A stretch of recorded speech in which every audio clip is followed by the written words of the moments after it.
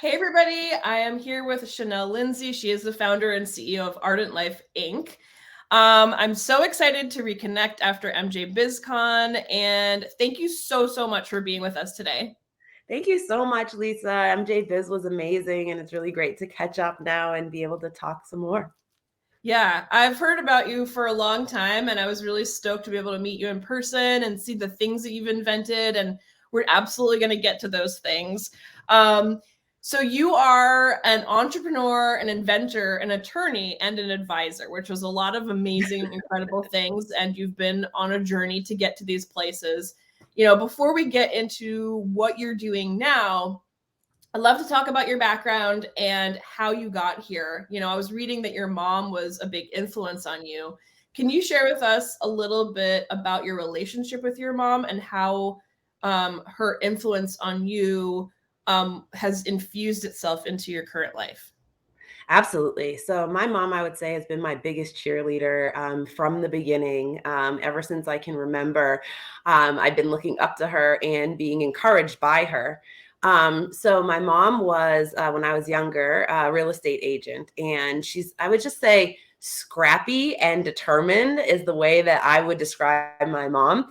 You know, she's from Boston, Dorchester, and didn't go to college, but is just one of the smartest people that I know. And when I was younger, she was a top real estate agent in Boston. And I just remember, and my mom, it's funny, she's also like just about 5 feet tall, and I'm like 5'7". So she's just, she's this little like fireball. And I just remember when I was younger, she was always just getting things done, right? Whether that was selling houses or, as we were moving, and just like finding better places for us, and just generally always telling me like how smart I was and how capable I was, and really pushing me to kind of realize my potential. And for my business, my mom was the first one that actually believed in me and put down $1 to help me get this business started. And even more than that, right? She gave me a lot of her retirement savings to be able to go and start this business, because she really believed in me and what my vision and what I was able to do. I think even many times where she didn't quite even understand all of the different pieces, she just knew that from the beginning she was setting me up to be successful. And a lot of times I would be like, "Oh, Mom, you really think I need to do that?" Or, when it came down to going to school, she was like, "You should go to an Ivy League school." And I was just like, cool, I guess, let me try to make her proud. I think that was always what my goal was. And in that making her proud, really what I was doing was setting up all of these really important building blocks for the rest of, my career and my success. So I'm always really eternally grateful for her. Especially when I see that's not the same for everybody, right? Like when I was, as I'm getting older, I'm like, wow, that confidence and, power of self that she instilled in me was just probably the greatest gift that I could have gotten as a young child and, as I was growing up. What an amazing gift to have gotten a mom who has been a cheerleader for you, also an investor, sounds like, Yes. in your success.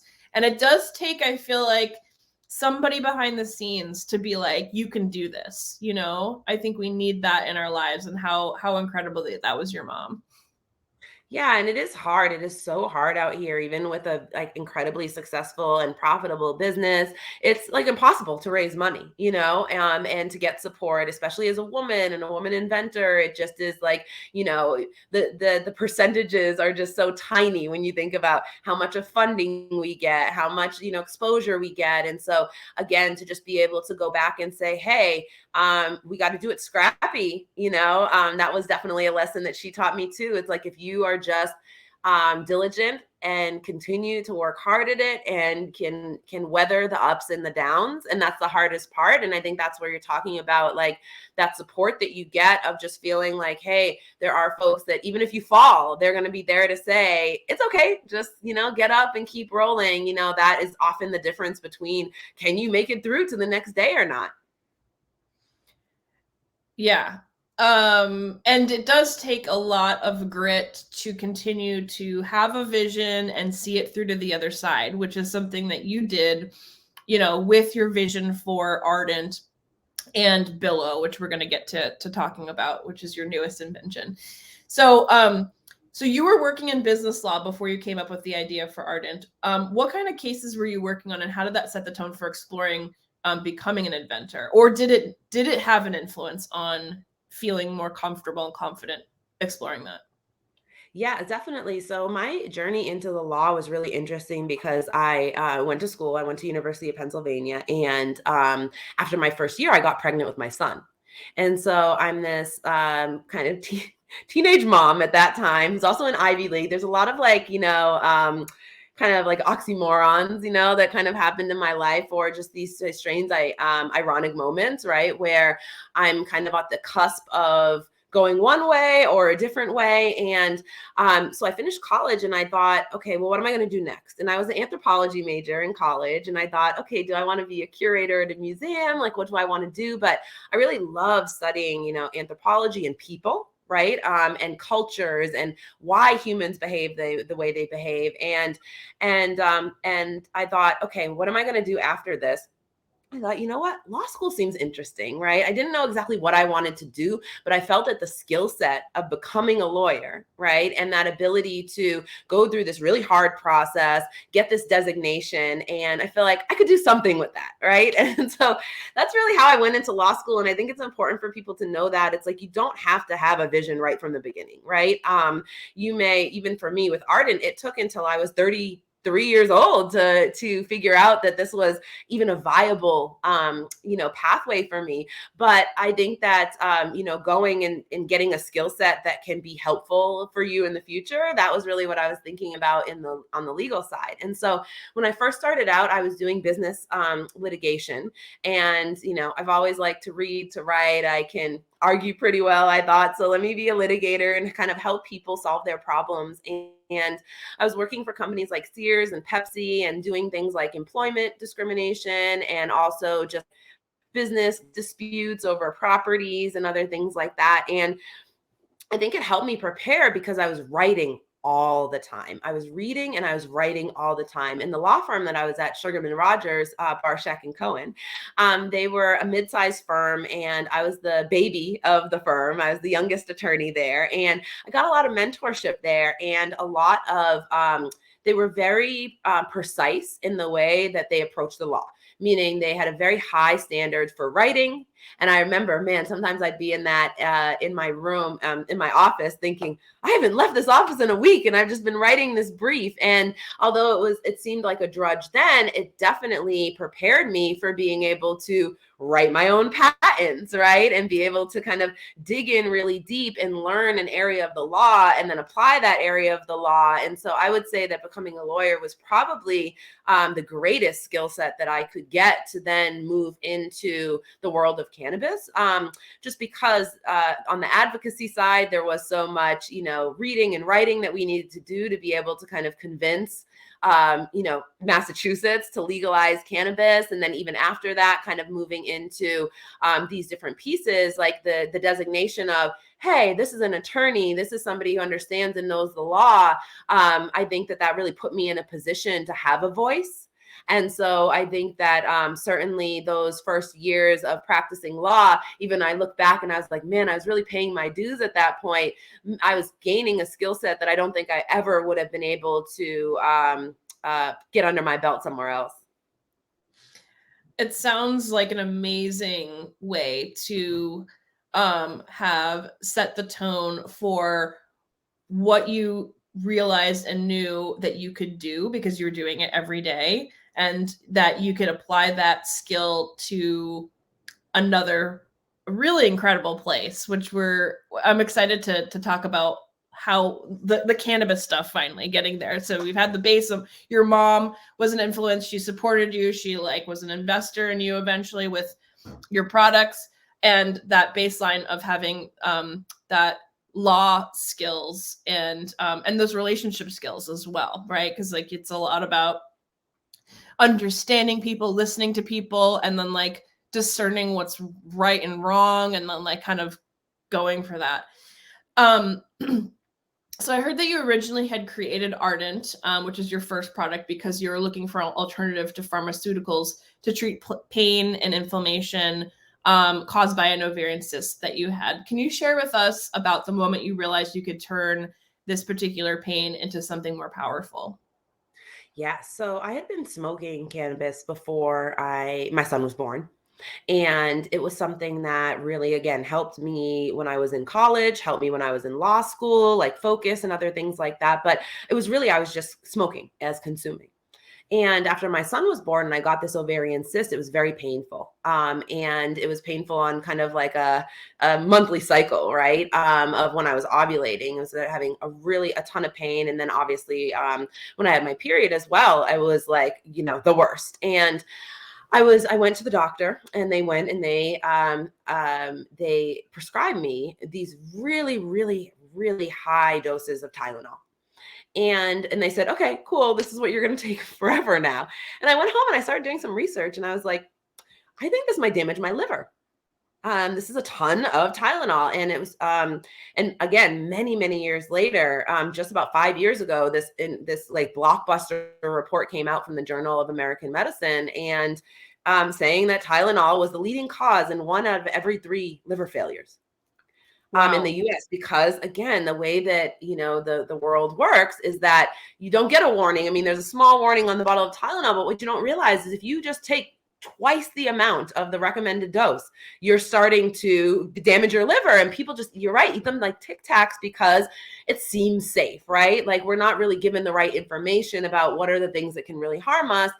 Especially when we were talking about over-the-counter stuff. And this was prescription Tylenol at this point, right? And so I was being suggested to take this on. And I thought, okay, I don't really want to put this in my body. And I knew at that time that cannabis was being used mostly in California at that point as a medicine. It was being used in palliative care, and I thought, you know what, if this is something that helps pain and inflammation and nausea and all these other things that are my symptoms that when I'm getting this pain, what if I try to make it happen? And I've always been kind of a little like MacGyver as far as if there's something that doesn't exist and I know that I need it, then I'll put something together to make something work for myself, whether that's, my hair or my clothes or like whatever the case is. So I thought, okay, I'm pretty smart, right? I think I can figure out how to make edibles. And so I started that process of the stovetop and the oven and doing that research and talk about, the legal background coming in handy. I can go down a rabbit hole of research for days, you know what I mean? And be able to cull through like a lot of material and organize that in a way that, okay, where are we getting to the truth here? And that was my challenge when I was looking into making edibles. The first thing that anybody encounters is this concept of decarboxylation. And I'm like, oh, cool, there's some science behind it. So let's find out, how do we do this the right way? And I'm encountering all of these like wildly different instructions on how to get there. And I just thought, something doesn't seem right here. All of these can't be true. Something has to be true and then something has to, be false. And what I kept running into was this concept that you could only get 70% of the available THC or CBD maximum before you started to degrade it. And I thought, okay, well, that's not really great because then you're wasting 30%, which is a very large percentage of available, cannabinoids. But for many years, that's just what I did, right? I used the stovetop, I used the crock pot, I used all these different methods. And while the end products were working for me, there was no consistency. I was using a lot of material and I just felt like I was shooting in the dark all the time, right? Like I was making these butter pats and I was also eating a lot of butter at that point. I was like, okay, so I'm eating 3 more tablespoons of butter every day and it just wasn't really working for me. And so I ended up, a decade later getting access to a laboratory in Massachusetts. And I think, again, like my story is just a great example of how the movement towards legalization starts to open up opportunities and insight and knowledge, right? Because there was a laboratory that opened up when medical marijuana came to Massachusetts. And it was a half hour away from me. And I thought, I'm going to go to that lab and I'm going to test my product. So I went there and I remember I was the 4th client of the lab. Everybody else was a dispensary and there was one caregiver who was amazing and an advocate as well. And I came in and I had my little potions and I said, test this, and I started testing it and seeing, okay, Well, this method got me to 50% activation. This method got me to 70. And then started working with the lab to commission tests to say, okay, let's use this time and this temperature and see in this very lab setting if we can get over, that 70% hump. And we were able to get to 97, 98% activation. And I was just like, okay, we've uncovered something here, right? And if we can do this in the lab, what if I could make a device that could do this at home? And that was really this idea of, from the beginning of maybe like I could use cannabis in a different way. And then even when I'm using it, maybe there's a better way for us to all be using it. Wow. So this was this happening around 2012 when like legalization happened? Because the lab had to have a license in order to be open. Exactly. Yeah. So I would say from, my son was born in 2001. So from 2001 until 2012, I'm just again making all these products and really getting an expertise around it. But it's a hard process, right? It's smelling up my house. I'm not really knowing what the end result is. I'm eating a lot of butter and oils. And then when I got the opportunity to go and do this testing and uncover the real like science behind this and show that there was a better way to do it, I also realized that actually you don't need to use oil and butter, right? You can activate on the plant itself and then just eat that plant, or activate the keef itself and just put it into food. And so that was a huge moment for me, because I also realized that people up until that point had been conflating this idea of decarboxylation and infusion. That it wasn't just people didn't really understand decarb. It was the fact that everybody thought you needed to infuse into an oil or butter in order to make something. And so it was really like that education and discovery was really twofold, which was, hey, you can decarb better. And actually, once it's decarbed, all that THC and CBD is really active, right there on this bud, right? And so you can take a little bit of that bud and you can put that into food. And there's actually like a faster way to infuse and make infused products if people are interested in doing it that way. So it was really like, wow, there's a lot for people to know and learn here. And then I also saw that medical marijuana was coming to Massachusetts. There weren't dispensaries for 4+ years, and so everybody was either, if they were interested in it, they were doing it on their own. And I was like, all these people are going to go through all of the drama that I went through for a decade trying to make this stuff. And when I was working in the lab, when we were working on those testing, we saw people come in and they were making their own products, and we would test them and there would be 0 THC in them, because they didn't know how to do that process right. And I was like, listen, I love this plant. It's been so helpful for me. What I would hate to do is see people thinking that they're using it right. It doesn't work for them. But the reason it didn't work wasn't because of the cannabis. It was because they actually didn't even have any active ingredient. And so there really started to be kind of this mission-driven purpose of, okay, patients are hurting. We need to give a power back to these individual patients. And as much as I love dispensaries, people need to have that power on their own, right? Like, just like eating out at a restaurant. You don't eat out at a restaurant for every single meal. You should be able to know how to make just, your basic staples to be able to get by. And that's kind of how I feel about cannabis and people being able to make things on their own. And it's especially important for folks that are really high dosers or need a custom dose, right? Or need a custom blend of THC and CBD or CBG. And so really my mission was to have this kind of universal product that gets people to where they want to with whatever kind of thing they're trying to make. That's a really beautiful thing. I remember trying to make my own edibles and really having to do a lot of like Googling. Thank God for Google and the internet. But like you said earlier, there was like these different recipes for like, you do this and then you do this. I'm like, that sounds like a lot. That sounds like a lot of stuff, a lot of time, a lot of energy that most people don't have because they're busy. And also maybe they're not, a chef or like, whatever, a professional person who's like knows how long to do things. And like you said, people were coming into the lab and they were like not even having any active ingredients in there. And how would you know that? You wouldn't even know that, Yeah. So I think that is really beautiful moment in time where you realized that there was a problem and you were like, I'm going to come up with a solution. So in order to create your first product, so you partnered with some people to manufacture it. How did you figure out like how to do that. Like you were, you know, that seems like, you know, a new thing. You're doing the law stuff, and you have this business background, but like how did you put it all together? Yes. And so now I have a factory, like we're doing, large scale manufacturing. But back then I knew nothing and had nothing. And there was a certain point where I was like, okay, after doing the testing at the lab and understanding, okay, this is very viable. This is a huge problem that people are having. And we can make up this really simple solution for folks that is, science based. I ended up leaving the law formally and really just kind of going out on my own in the law and taking on some individual clients and doing some nice settlements for them, and basically being able to at least 100% focus on Ardent. And really, I went back to that research mode. So I knew that in order to make the device, I had my drawings and things like that, and I knew the different pieces that I needed. And then I started to look for suppliers for each of those different pieces.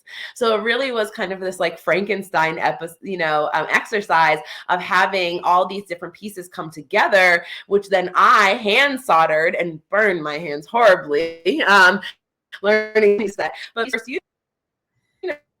together, my own. But in order to find those vendors, it really just was an exercise of Google, like you mentioned, and getting out and about in the right places where I could meet them. So I found a plastic injection molder, and that was here stateside, and just called them up. It was a lot of dialing for, for partners, right? And so calling up and saying, hey, are you somebody that could make this small amount for me? How much would this cost? Basically putting together a list of all of those different pieces.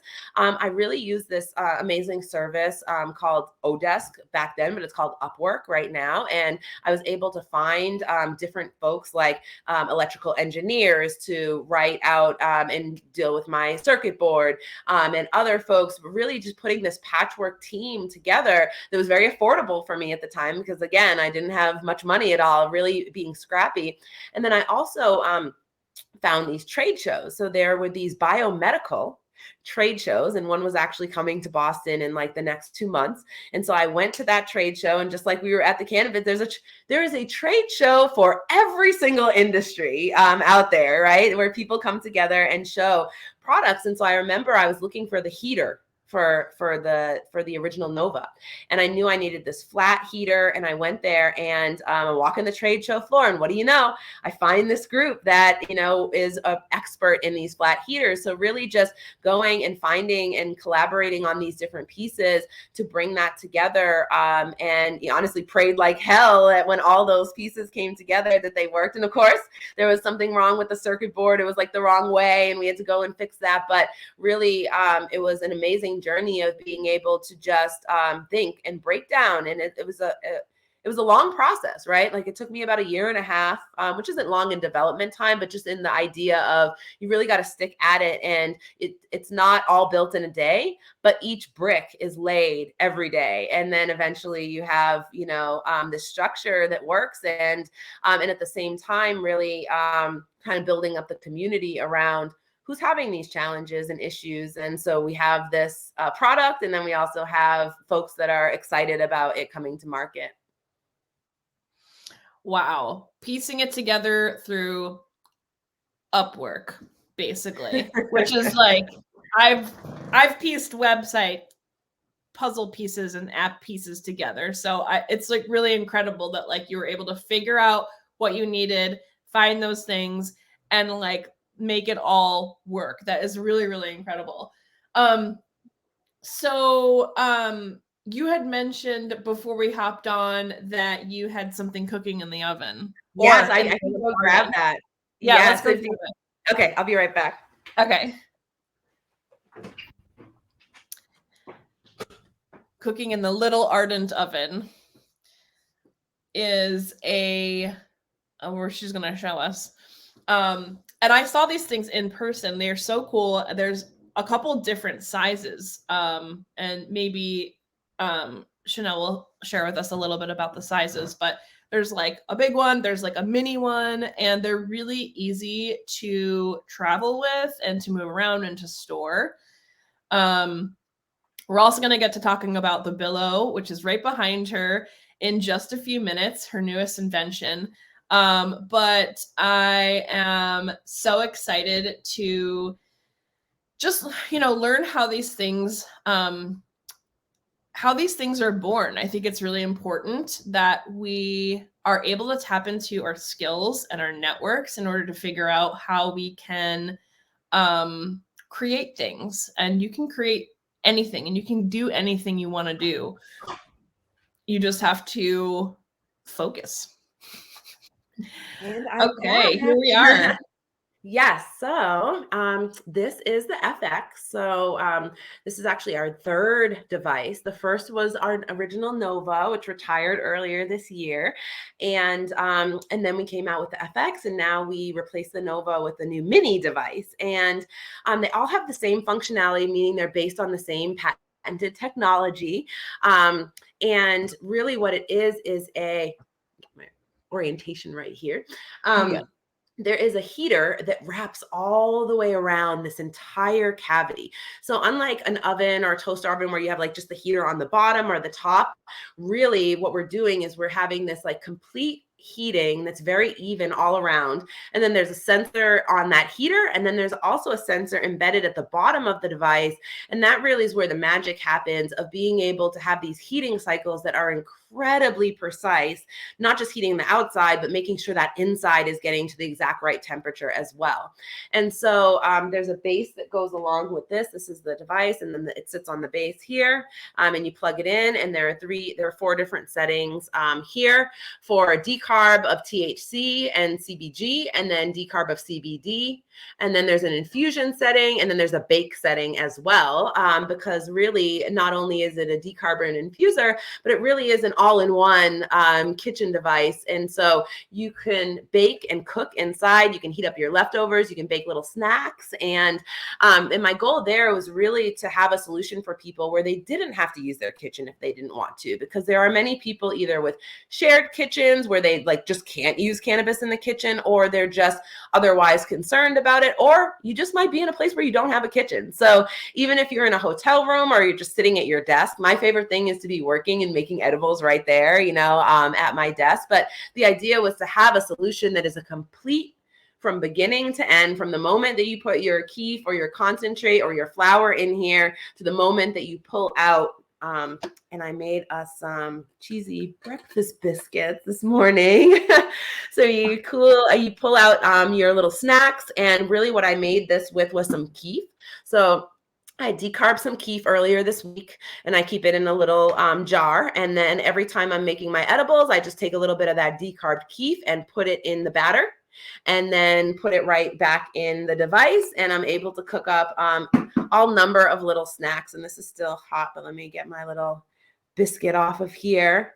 Oh my gosh, how cool is that? That little piece that you just pulled out, you have a couple of different things that you can kind of put into the Ardent, right? Yeah, so these are our lifters. So we have the device and then we have the accessories. So this lifter, as you can see, is the triple lifter. So you can make 3 little snacks on it. We have a double lifter, and then we have a single lifter as well. The single is great for if you're putting like a jar in there as you're infusing or anything. But the point is these really help you lift everything out easily and gives a lot of surface area and space so you can make a bunch of snacks. And we actually even have one developed that's like 10 little layers if you were making like a transdermal patch or other really cool wellness things that we have coming out. But yeah, so this is right here. We use a little bit of keef in here. So this is about 30 milligrams in this. And that's the other thing I really love about our technology is if you have some idea, either if you're getting it from a dispensary and it says on the back what the percentage THC is, or you've had it tested at the lab, or you just have a general sense of how it falls. So on average, some good flower is between 15 and 20% THC. Sometimes it can be up to 30%. You usually know when you have flower that's like 30%, right? It's like really a certain look to it.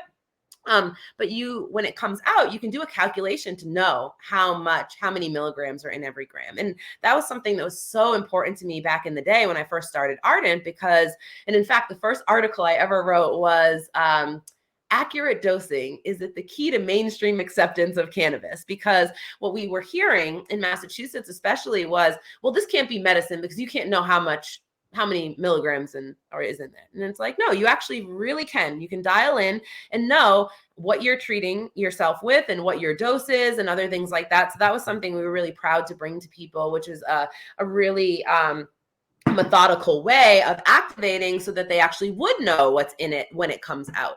And so yes, these are our little cheesy biscuits, and whatever you want to make in there is amazing. I won't eat it right now since I'm going to be talking and chomping with you, and that would be a little bit rude. But the point is like, it's really edibles on demand, or topicals or whatever. And we've really leaned into the edibles part of it and this kind of easy bake oven for adults, but it really can make any product that you think of. If you want to think about a product on a dispensary shelf or a product that's not even allowed on a dispensary shelf, you can deconstruct that and make it right in the device. And that was our goal too, is just, more access for everyone. That does make it very accessible. It's like this little handheld device that you can put anywhere. You don't even need a kitchen, right? You can do it in a hotel room. Yep. I think one of the things that a lot of people find challenging is, like you said, the figuring out of like, what am I consuming? Like, how much milligrams am I consuming, and trying to dose that. And I know a lot of people have had bad experiences with edibles. I think this is like such an empowering way to bring it back into your own hands, and also experiment with like what kind of products you can make that you like to ingest. Because I think a lot of dispensaries and stuff is all about cookies and brownies and candies and stuff like that. And it doesn't have to be that way.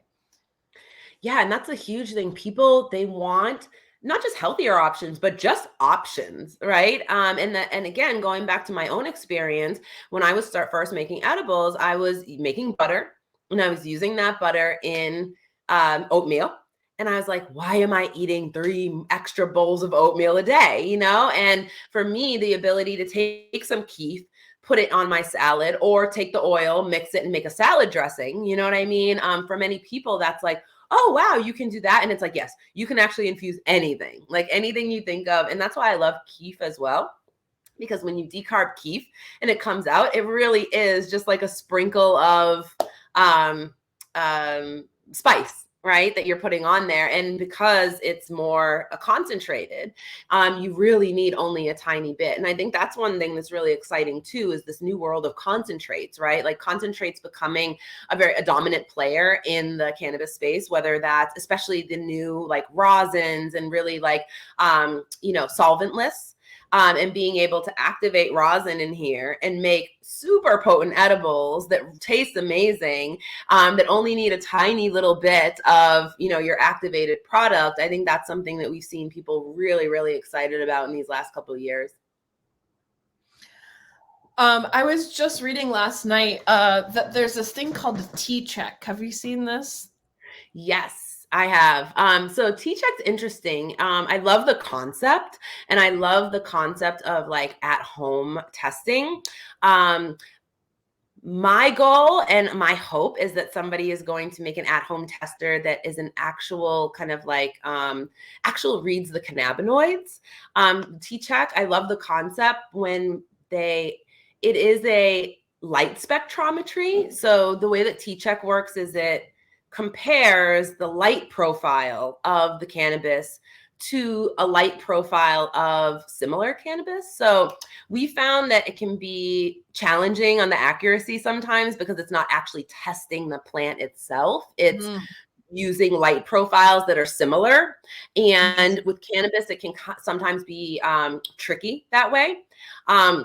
But I really love that concept. And I also love Orange Photonics, which is a great, they're not quite at-home testing, but they have this box that people can use. And in fact, I think it's a great idea for women in business who would like get an Orange Photonics box and actually go around and test for people, because they have that program as well. But I think at-home testing is definitely the next frontier of science and cannabis. But in the meantime, people can definitely feel really confident to know that whatever they're putting inside our products is getting activated to the maximum amount.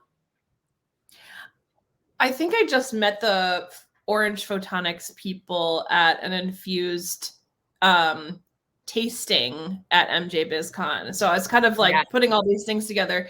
I think that this is just the beginning of like at-home testing, and I think that that's absolutely something that's going to help us in the future figure out like and really next level our own empowerment around what are we actually consuming, you know, and how much of it.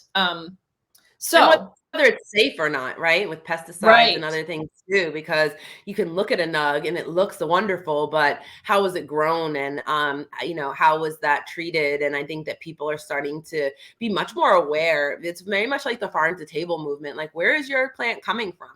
And how are you, how is this being grown? And how is that impacting you as a consumer and the environment and all of these different pieces as we're becoming kind of more conscious cannabis consumers? Absolutely.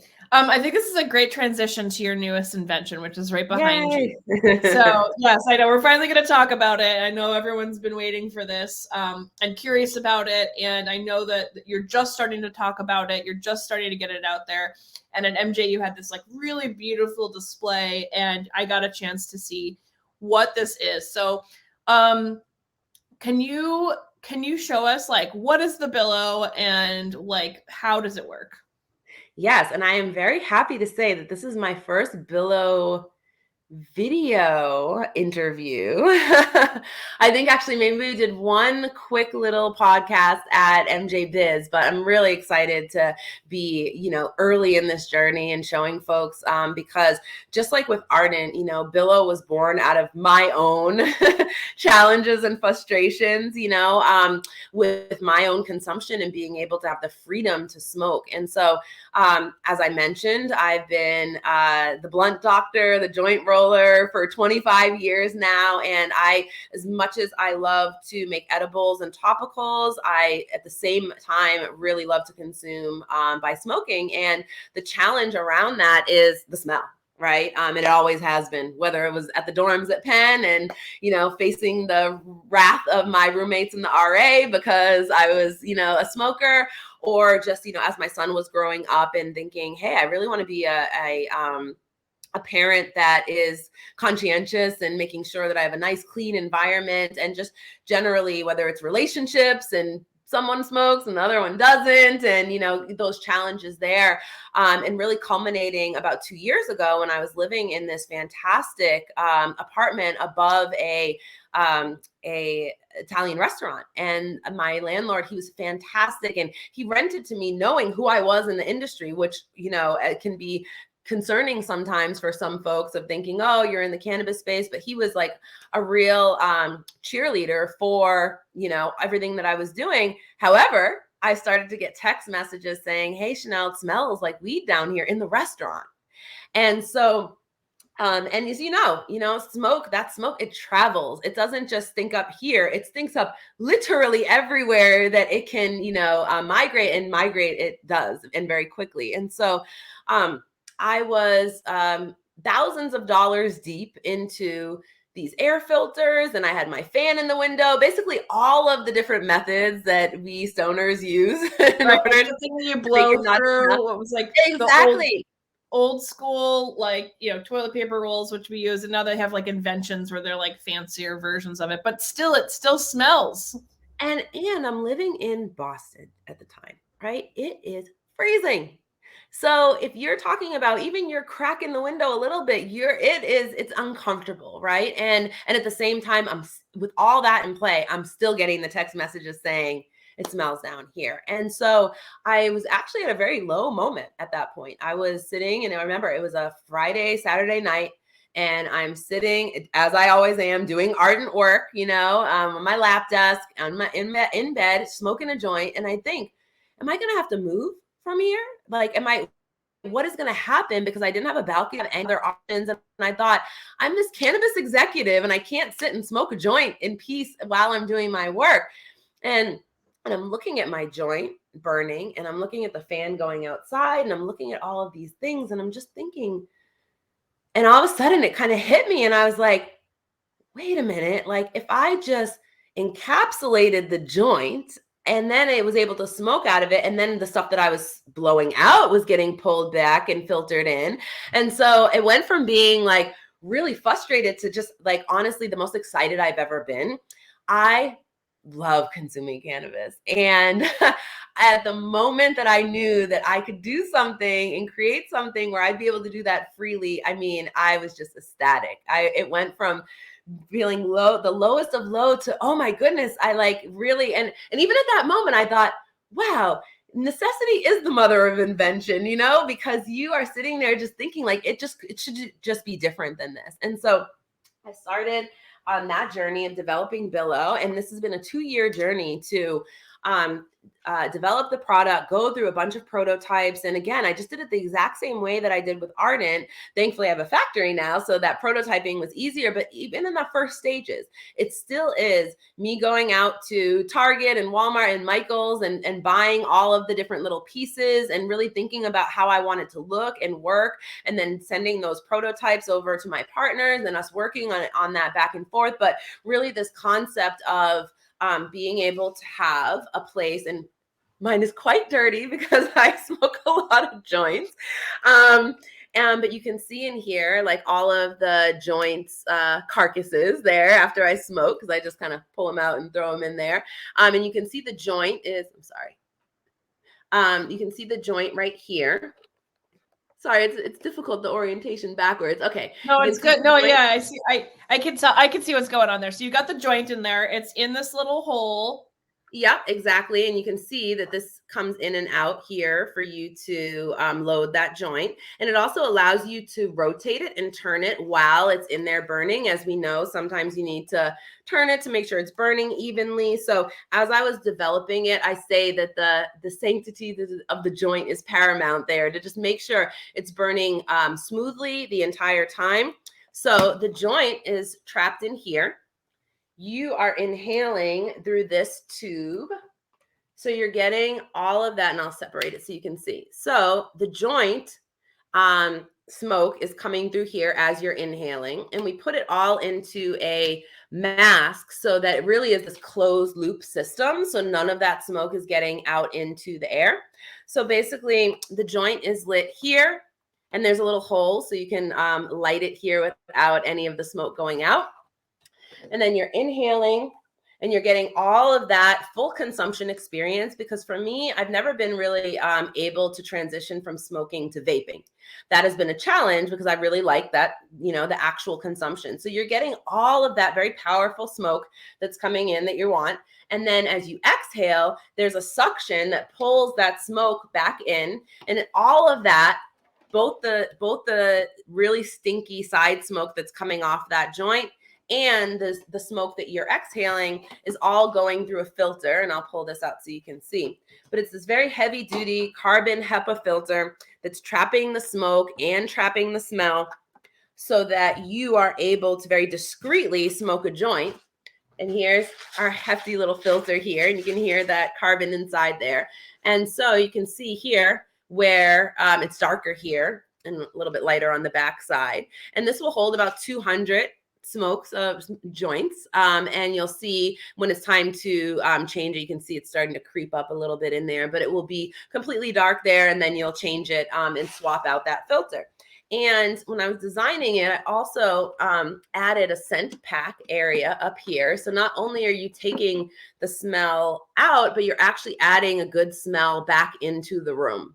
And so it acts as like an air diffuser and, you know, your smoking companion to be able to just have that freedom, so you don't have to be out in the cold, or, you know, I haven't smoked outside in the cold or rain in 2 years now, you know, and now I treat this as it's, you know, I'm very privileged around it.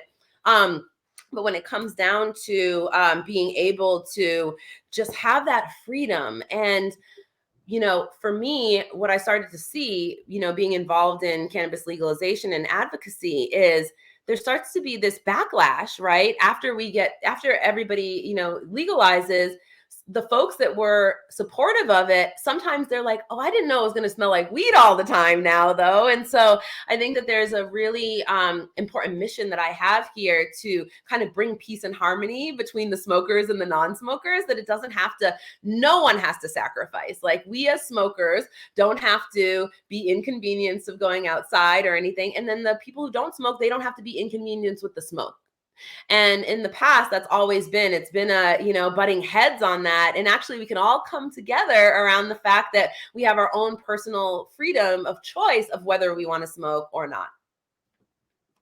I love this so much for so many reasons. It has so many layers of empowerment.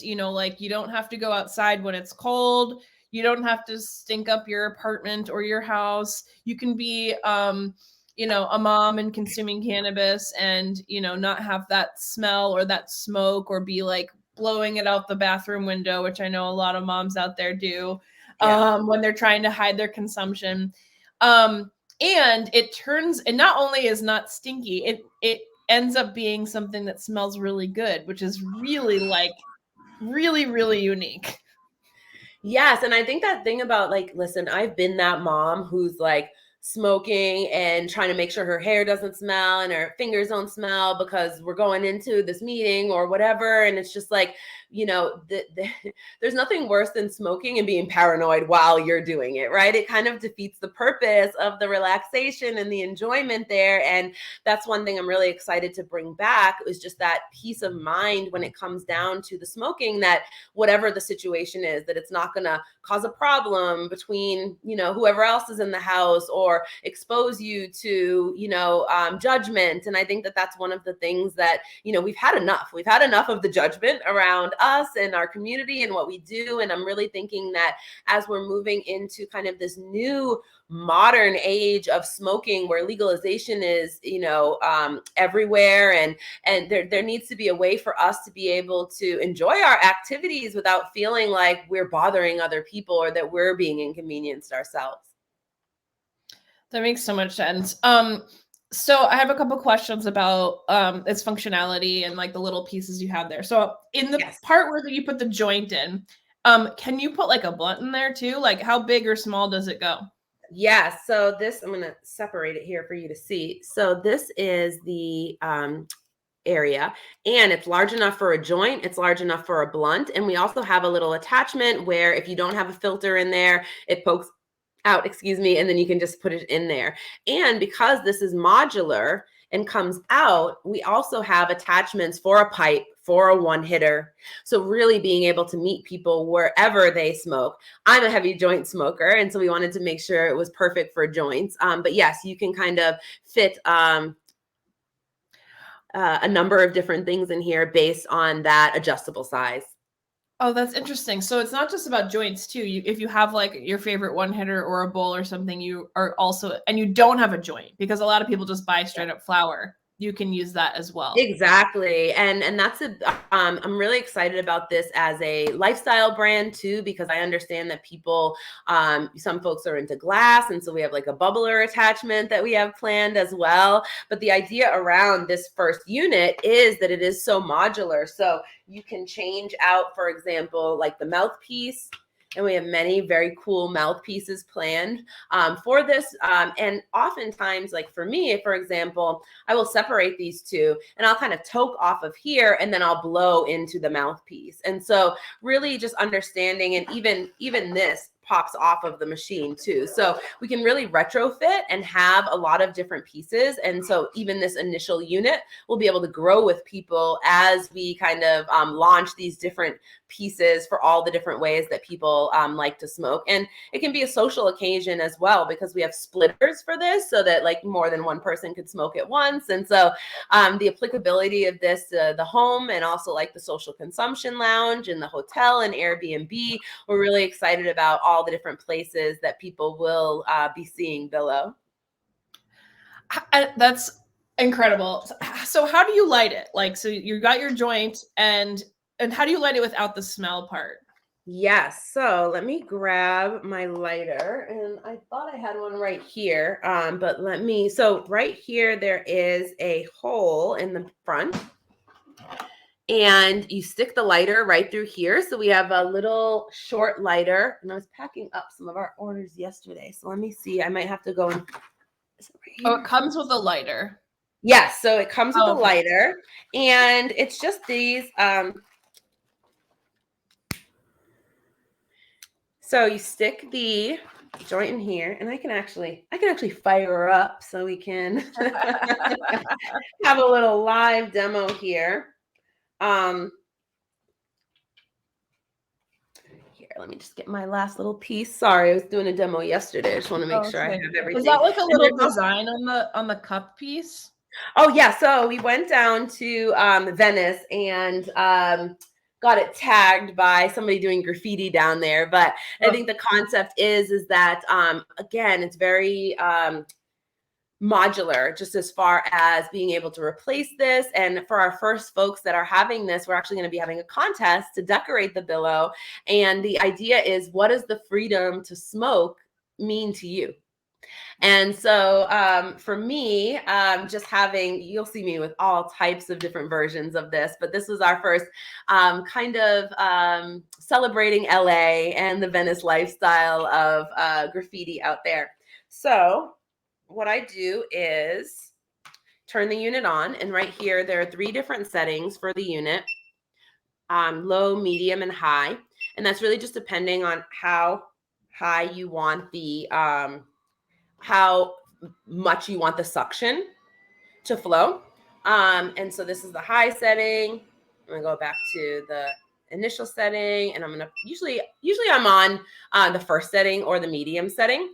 But again, we wanted to have options for people, especially if they wanted kind of like a faster, tighter suction there. And once the unit is on, you can take the lighter here, and let me see how well I can do this. How well I can light and demo. Let me push this down a little. Oh, there you go. There you go. Yes, yeah, there we go. I'm going to push it down here. Okay. And I'm going to just light the joint in here. And I'm sorry, I should have cleaned this before you guys no, came this on. is real though. This is real. To see in here. But I think everybody can identify with. They all have like some ashtray. Exactly. And that's the beauty of it. It's like some folks, your Billow really will display how you are as a smoker. What happens if your joint is like really low? Like maybe you didn't smoke the whole thing. Will it? Yes, and that's great. So I'll open this again so you can see where I start. Oh, and I don't want to open it and let the smoke out, but you can see that we only had a half a joint in here. So even if the joint is almost down low, the beauty of the lighter is it will reach that over there. And that's why it's here in the middle. Yeah. And all of this comes out as well. Like this tray will come out so you can see. I'm giving away how much I smoke here because you can see my tray is full of joints here, of all the joints that I've been smoking over the last day or two. And then you slide this in here, but you can see this is actually the joint smoking now. I have this open. You would never have this open while you're working. Right. You're just showing us the inside. Yes, I'm just demoing. And what's happening here is there's a little door here in the back that is, and we can open and close that. I like to keep mine closed pretty often because I like to watch the smoke kind of build up in here, but then you can open it and clear it, and that is what pulls it through the filter. So the joint is smoking in there. I'm going to show you guys again just so you can see the joint smoking away in there. And then I'm going to hit the joint here.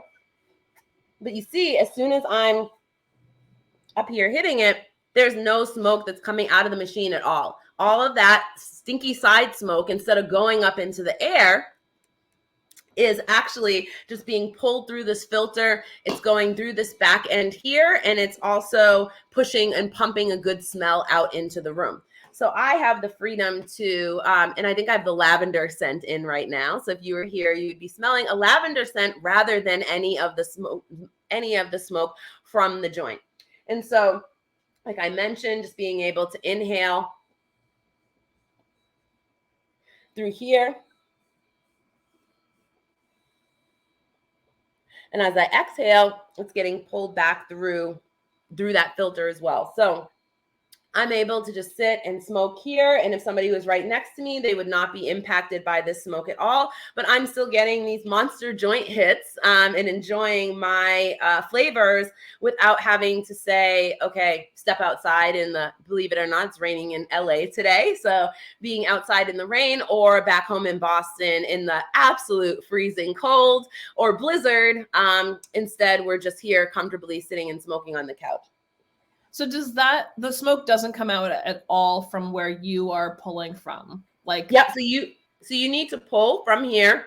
It's just like if you were puffing on the joint. It's not going to come out unless you inhale from it.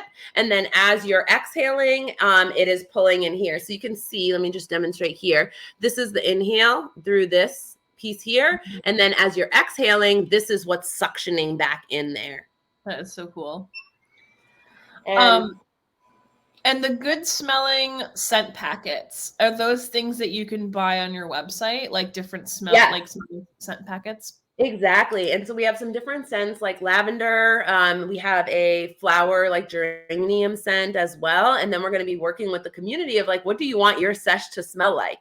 And so this idea of being able to control, instead of it being negative, you can actually freshen your house or your sesh depending on, how you smell. And of course, I have some celebrity endorsements or collaborations that I'd love to do around those scents and smells. So Rihanna, please hit us up. But yes, I think that but the idea of just transforming this process from something that's like you're rushing to hide to something you're just sitting there and proud of, and people are coming in and saying, oh, it smells great in here.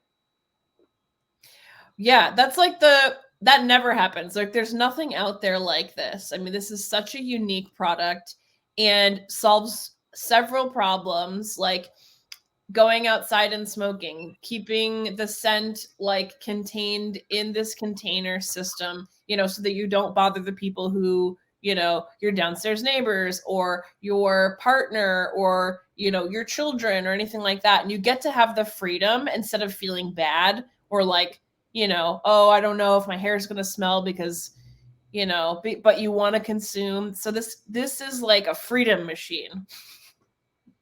Yeah, I think so as well. And again, like for me, it was like I've experienced all of the different pieces of the life cycle of the smoker, you know what I mean? And I remember being younger and being like, I don't care. I wear that smell with a a badge of honor, and it's true, right?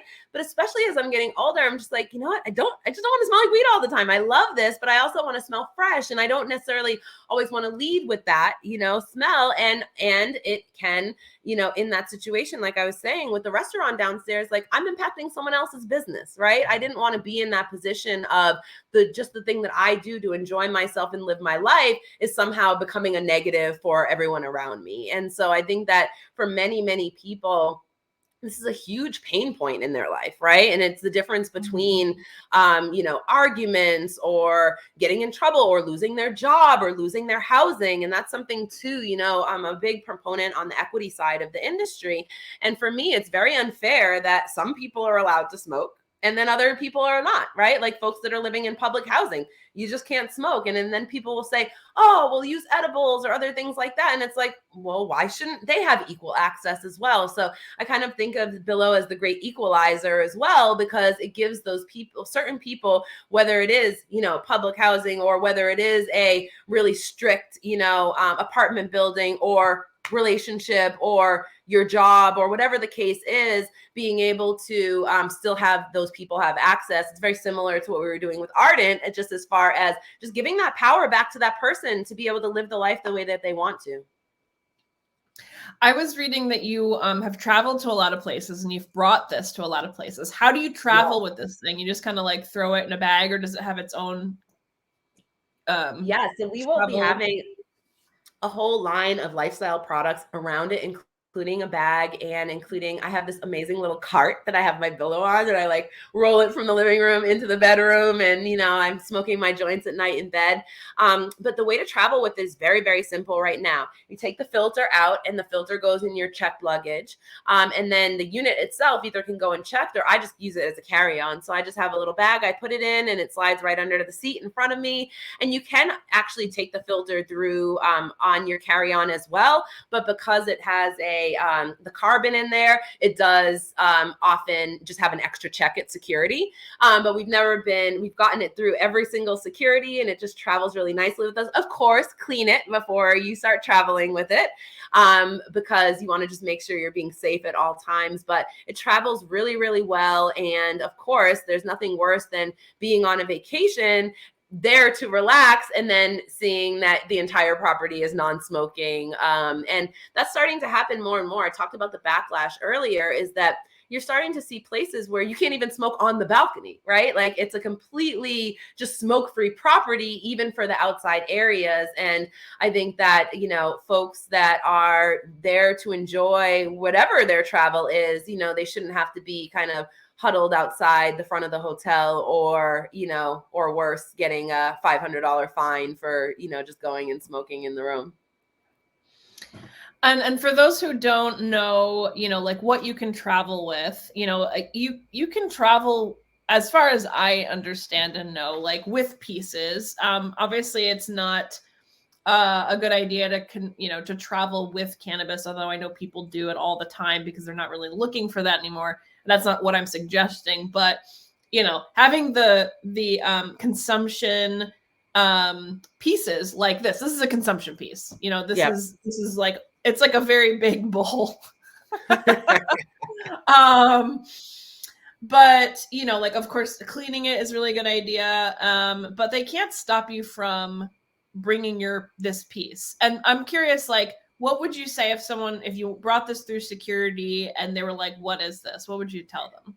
Oh yeah, so we've said it's just a CPAP machine is usually what we say. It's just a breathing machine, and people are like, oh, and I remember this one woman at security said, I never saw a CPAP that looked like that. But again, if they need to do the little wipe down testing on it just to make sure it's not explosive, that's the only thing that the filter, it's a very heavy duty filter. And so when they see that filter go through, it looks like just a big block of something.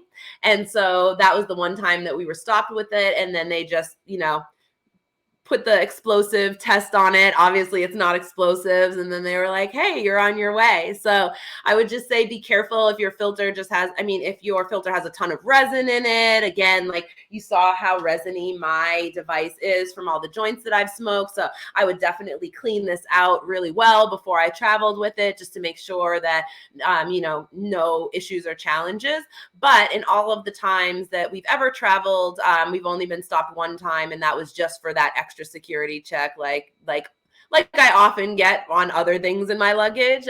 But certainly, Billow is absolutely your travel companion. It seems like such a great travel companion. I can imagine taking this in to a lot of different places.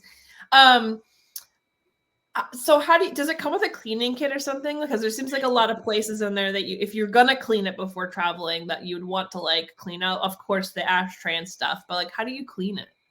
Yeah, so we have a cleaning kit, and because it's modular, it's really simple and easy. You're cleaning that little section that I showed you about that joint. It just pops off, and you just throw it right into the cleaning solution. And then we just have little brushes that you go. So anybody who's used to kind of cleaning their bong or cleaning their pipe will know it's really just like submerging in the solution and then cleaning it, and then a wipe down of the rest of the pieces. And then there's also like replacement tubes and other things if people want to clean or eventually just want to, get a new one. We'll have a subscription service for all those different things, including your cones. So if you want to just stuff your cones and then use your Billow, then that would be a way. But really, this lifestyle is like ours through and through, meaning this kind of smoking edibles, cannabis DIY and smoking lifestyle. So as we continue to use and develop, all we do is develop products that we love as we're using and consuming.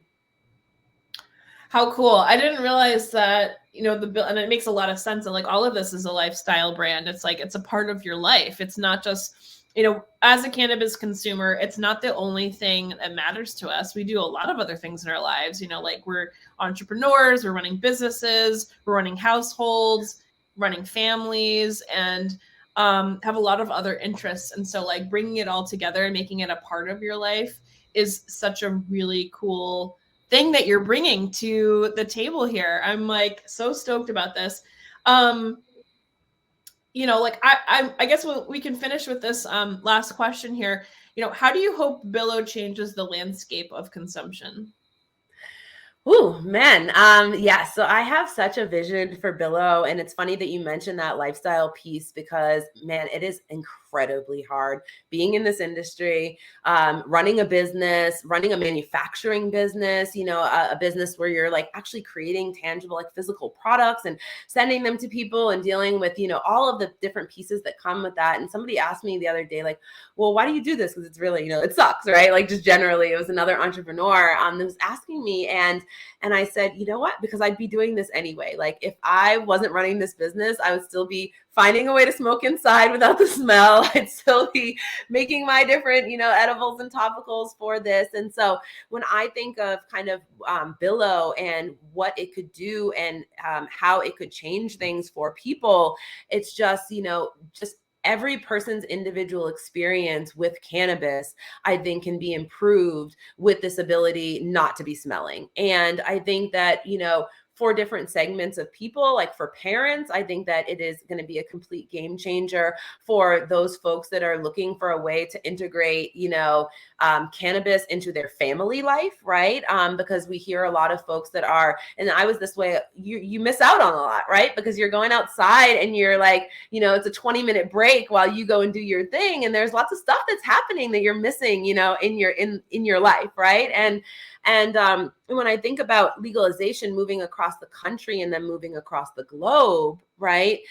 This smell of cannabis, in my opinion, is like the last bastion of stigma around us and our community.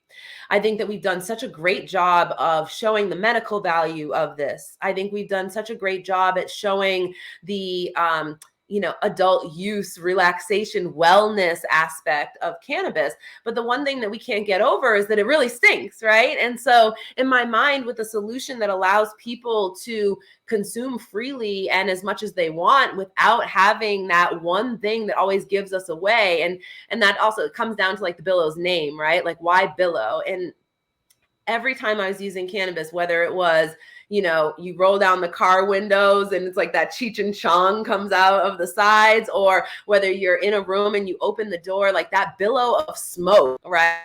Sitting on the corner smoking, and it's just like people can see you from blocks away because that smoke is what always is giving us away. And so in my mind, like being able to control that, right, and being able to erase that component, right, that smelling, that bothering, that secondhand smoke component from the equation, I think that will massively improve our relationships with folks that are, not on the cannabis side, whether they're friends or foes. There starts to be a lot less that you can complain about when it doesn't smell.